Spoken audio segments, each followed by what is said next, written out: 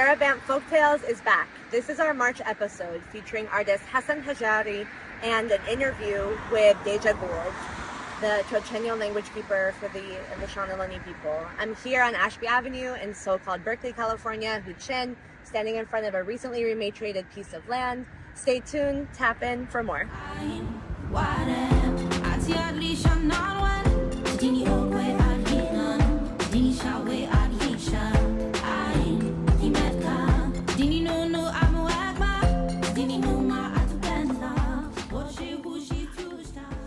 So can you please introduce yourself and talk a little bit about where we are? Horshetuhi Kanak Rakat Deja Ski Rakat Omne. And my name is Deja. Deja Gould. This is my daughter Omne. Today we are sitting in a garden called Pinantak. And Pinantak in Chochenyo means the place of the bees. It's located in Berkeley on Ashby. And currently around us we have work happening here to open up the garden and for us to dream some more. She has that board that you can... When was this land returned? It was, let's see, I don't remember the exact month, but it was last year, 2022, when this land was rematriated back to Sogorea Land Trust, and to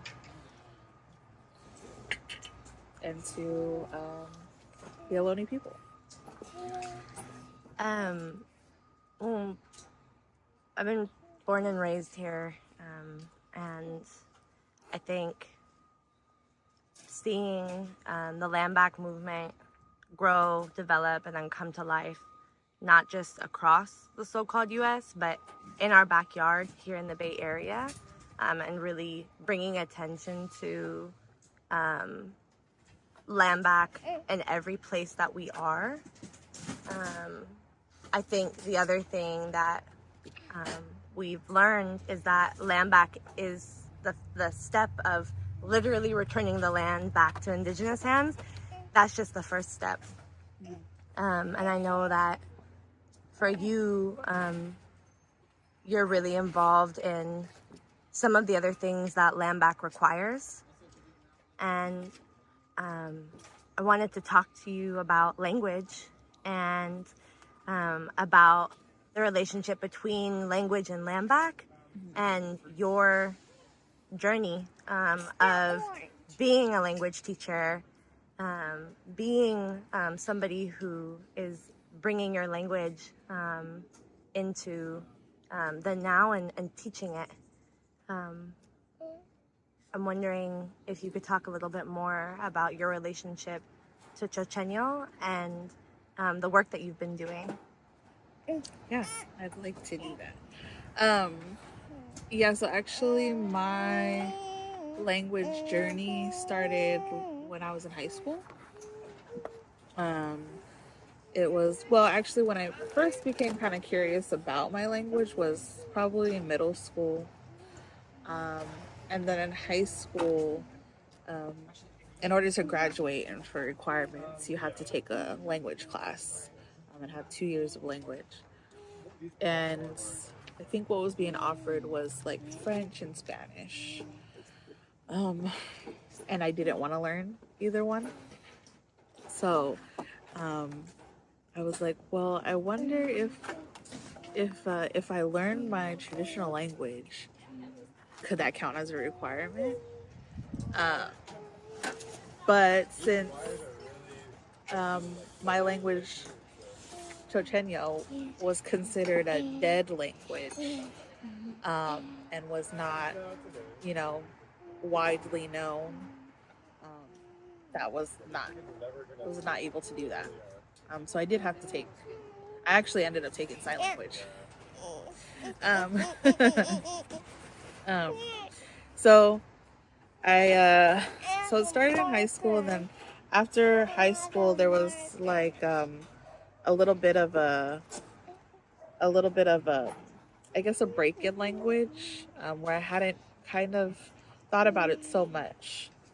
Um, but a couple years after I graduated, um, my mom actually attended a conference that's held at UC Berkeley every other year called the Breath of Life Conference.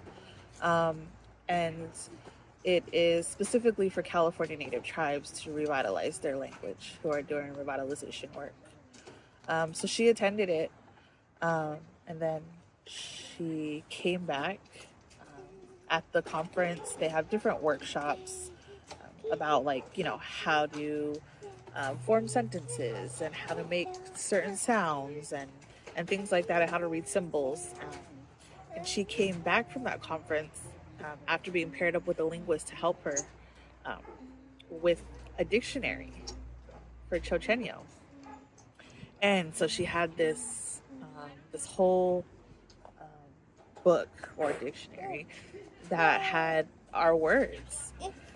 And I was just like so amazed.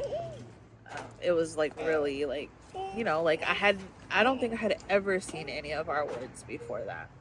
It was just a thought that I wanted to do something around language, but I had never seen our words before. And then so trying to, decipher things, and my mom helped me as much as she could at what she learned, but that wasn't my mom's journey. That's not what she was doing, was language. But since she brought that back to me, a couple years later, I applied to go into the Breath of Life because it's something that happens every other year. And so after that, the first time that I went, I started learning language. I started learning about the sounds and the symbols, and but not only that is being a part of the Breath of Life conference also allows you to go into like just history and learning about family history or tradition, like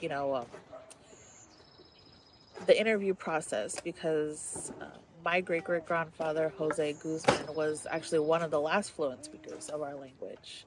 And so those notes that we got, that dictionary that we got with all those words, he contributed to those, and contributed to that whole dictionary. And there's even songs that we have. And so I'd say that that's really when I started with language, after attending that conference. So that's actually been since 2016 is when I had started. Wow. So that was the process of becoming not just a student, but stepping into your lineage. And like, I think just in terms of going on that journey and learning the language, reclaiming it, something that's yours. What was the vision then for turning around and saying, I don't just want to learn this, I want to really embody it and I want to teach it? Yeah, so there was again, so my great-great-grandfather was one of the last fluent speakers, and he died in the 1930s. So it has been almost 100 years since we've had a fluent speaker in our language. So I was really this was really something that I wanted to do for our people. This is really something I wanted to do for me. And then by the time I had went to the conference, I had already had my son. And so he was already 4 years old then. And so I was really I really wanted him to grow up hearing the language. And any future children I have, Omne.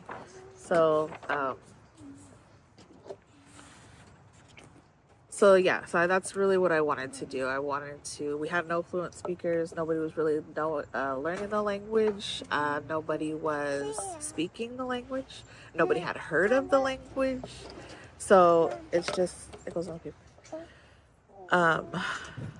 So yeah, I just thought, and then I just thought, like long term, I was like, like what if this is something that could be learned in schools and could be learned as and taught in schools and could be used as a language requirement for people. And wouldn't it be amazing for people to learn the language of the land that they're on? So I think that was my thought process. Deja, could you tell us a little bit more about your connection and your thought of the connection between land and language? Yeah. So in the process of learning the language, I think actually when I started diving into it, because I started learning words in the beginning, I just started learning words and things. And then once we started getting land back, which was in 2017, there was this thing around plants. And, we had to learn plants, we had to learn their uses, or, what was invasive and what was native. And then, and growing up, because I grew up, I was born and raised in Oakland. When we went to school, it was nothing but cement everywhere. We didn't have access to land really, or dirt or anything like that. It was just cement and, playgrounds and things like that. But nothing where you could get your hands dirty and reconnect with the soil or the earth in that way. So when we started getting land back, that was really when I was able to start reconnecting with the land. And so then I started learning that we have names for plants. And I'm getting emotional. Okay. So in the dictionary, I started finding that there were names for plants, for our traditional plants. And not only that is like learning not only the names, but started learning about the uses and how they can be used in medicinal ways. And because growing up, in the society that we grow up in, that's not something that we use. We didn't use plant medicine growing up. We're sick, we go to the pharmacy, we go to Walgreens or whatever. That's what we use to make ourselves feel better. And so connecting with the plants that way and learning the actual names and speaking those words and then teaching other people who are also working on the land with us those words, like everything goes together. You can't have one without the other. You can't have cultural and land reconnection without language, and vice versa. It all has to come together in order to really reconnect. I got emotional too. Of like going back and forth on like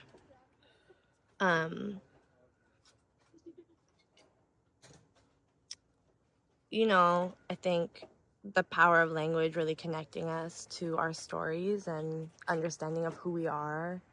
And I know that when you were talking about plants and language, I was just thinking about what it means to be in relationship and how sometimes we forget that in the cement, especially for those of us who are not from here. We don't have the roots here and we've been severed or we're distant.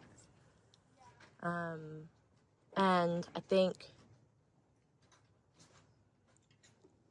from plants and building that relationship,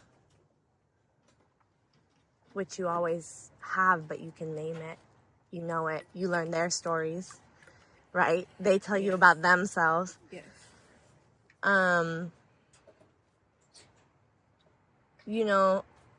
I think the next question that comes to me is just, what is it,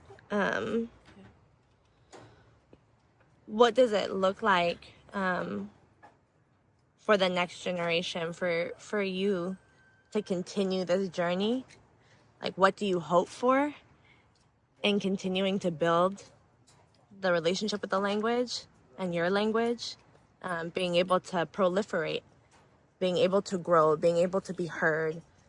What's your vision for your language? What's your vision for teaching other people, for the next generation? Yeah, so my vision is that there's just more language. There's more Chochenyo. I think in the last couple years, there has been a lot more Chochenyo that's been publicly, out there. That we've had different gardens that have names in Chochenyo, including, like I said, the one that we're sitting in right now. And then we've had different translations,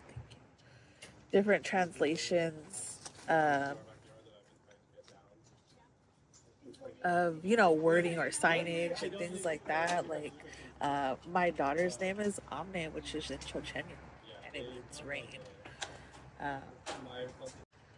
We have people who are on the land, and we have staff that are also wanting to learn the language because they want to know the language of the land that they're also working on. Because Sogorea is an intertribal organization; it's not just alone. So people want to be able to use the language of where they're at, and then what I always say is that I hope to teach my kids the language, and I hope to teach younger ones the language, and I don't feel like in my lifetime I'll ever be really fluent in Chochenyo, but I really hope and pray that my kids will be, and that they're able to pass that on. And then I think like something that I had said before is like, eventually Chochenyo will be a language option in the East Bay, and people will just know it and learn it, and when they hear it, they recognize it. Yeah, that's pretty kick-ass. The first time I ever heard Chochenyo was from your mom, and it was one or two words, and the first time I ever heard Chochenyo, in like a flow, like again and again and again, was in the Landback song with Rebel Wise, yeah,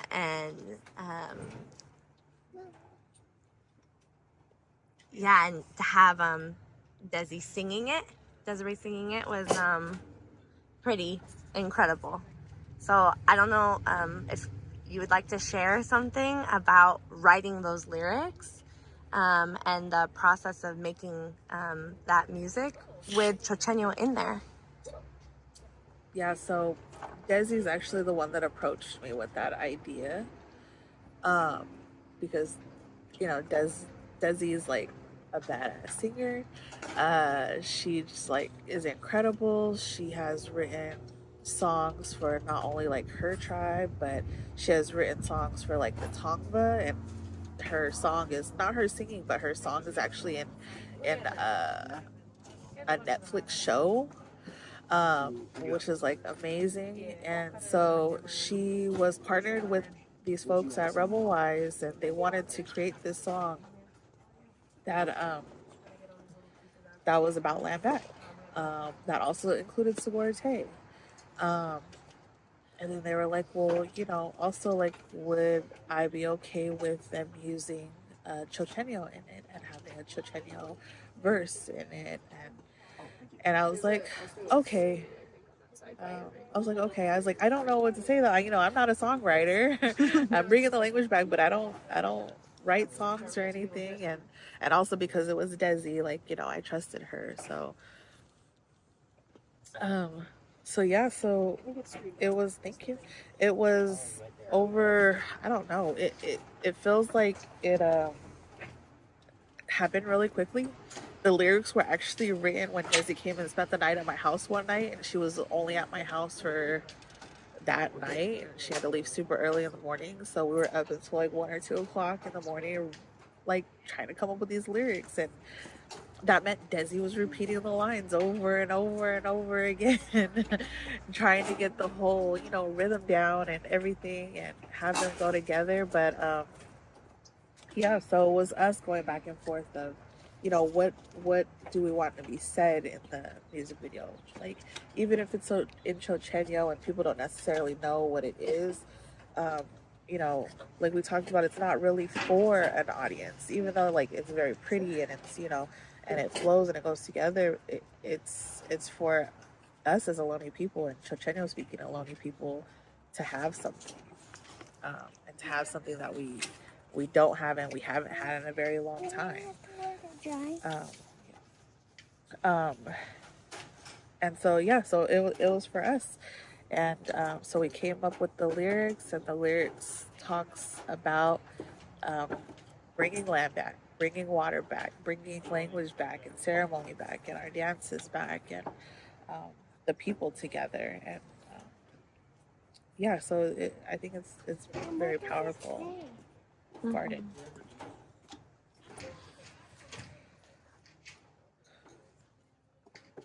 Deja, this is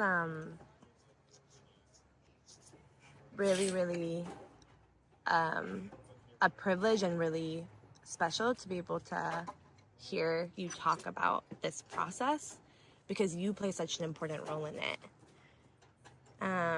And I'm excited to see what you do and what this power of the language coming back, what it will do, what power it will have. And honestly, every time I